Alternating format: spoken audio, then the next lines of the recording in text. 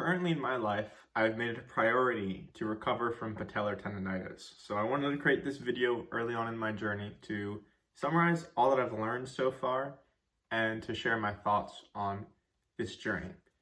So I ran cross country, indoor track, and track back to back to back for 4 years through high school. During that time, I developed patellar tendinitis, which has prevented my ability to use my knees, walking, climbing up hills, running, for the last 6 years. On and off, I would try these different programs to try to rehab it, and they would all fail. It would cause more irritation than I started with, and I was able to get through a sedentary life pretty easily, right? As long as I never exercised excessively, I didn't bike, I didn't go on runs, like my knee pain would not bother me. Our kneecaps have a connective tissue over them that connects our quadricep to our tibia muscle. When we overuse our knee, usually exacerbated by muscle weakness or improper form, we damage our tendon fibers that go over this kneecap. This damage causes an inflammatory response, which we recognize as pain in our knee. And what's also happening during that time is that your tissue is getting damaged and getting replaced by scar tissue, which is weaker, which leads to further instability in your knee and causes it to get damaged easier the next time. So how do you heal from this? From what I've learned so far, you rest and ice your knee until the pain subsides. Then you have two objectives. One is to strengthen your muscles in your leg that are around the knee.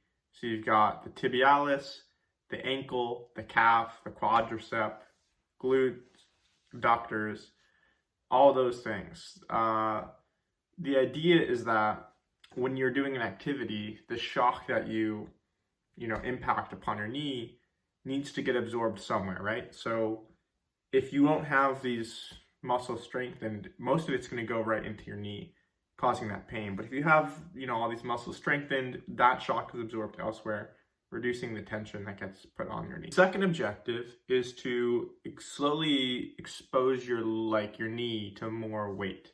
And it's a tricky thing because if you overexpose your kneecap and your tendon to loads, then you're gonna further cause injury and you're not gonna get anywhere. You're gonna set yourself back.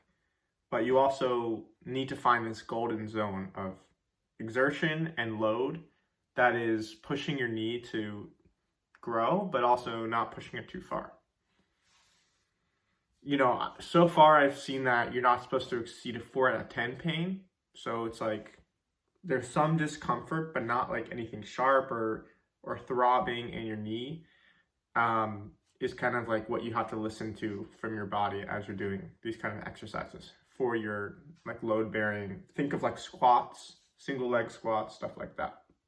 Two other things I've picked up is stretching and massaging.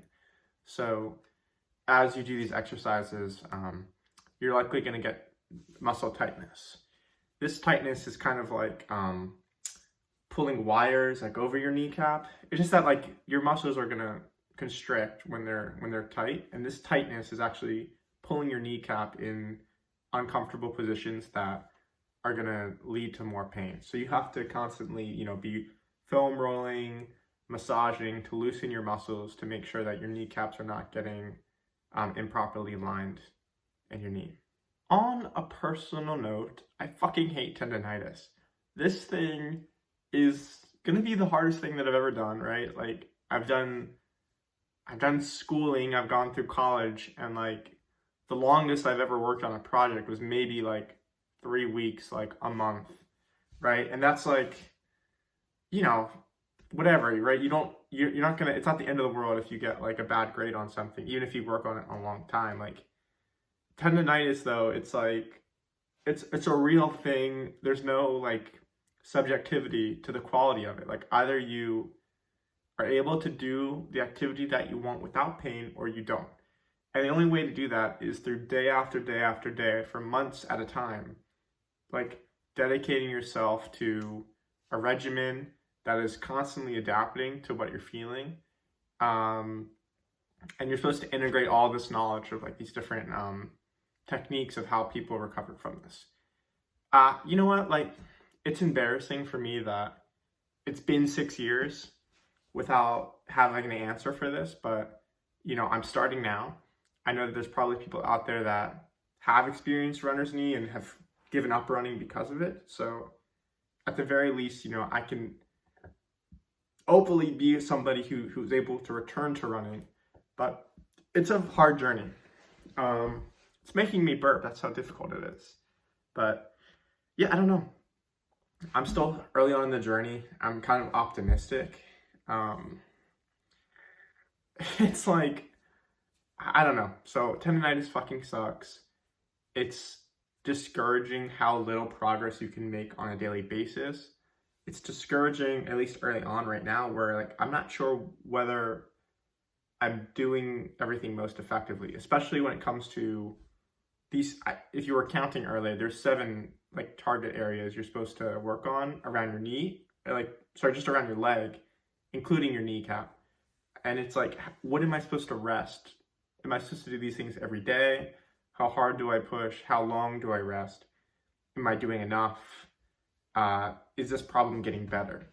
And the only way I'm going to be able to do that is by documenting the process, by realizing like, you know what, I was able to do this without pain like 3 weeks ago, and now I'm able to do this plus 10% without pain. Like that will be my progress. So yeah, that's my journey so far, and I hope, honestly, like down the line, I'm able to create like a de facto video for somebody. Like if they're somebody like me who's like, what the fuck is this tendinitis? Like, how do I get over it? Am I going crazy? Like they're able to see this video or a video in the future and realize that like, no, you're not crazy. This is not an easy fix. Like you're not an idiot for like having trouble understanding everything that's going on. And also, everyone makes it seem like it's an easy thing. They're like, yeah, I just did this and this, and over time it got better. It's like, it is psychologically tormenting to do something like this. I don't know. Sometimes I see people take personal journeys where their goal is to like, oh, it would be cool to play guitar. It'd be cool to be able to do this kind of pull-up. And like, that's the journey they go on. But like, this tendinitis thing, it's like, I don't know, it's such a real thing that like, it's not like something that I necessarily like, it's not like a privilege. I don't know. I guess it is a privilege, right? Like I could continue life without recovering from my knees, but like sometimes you have like a problem and it's like, take a pill every day or something.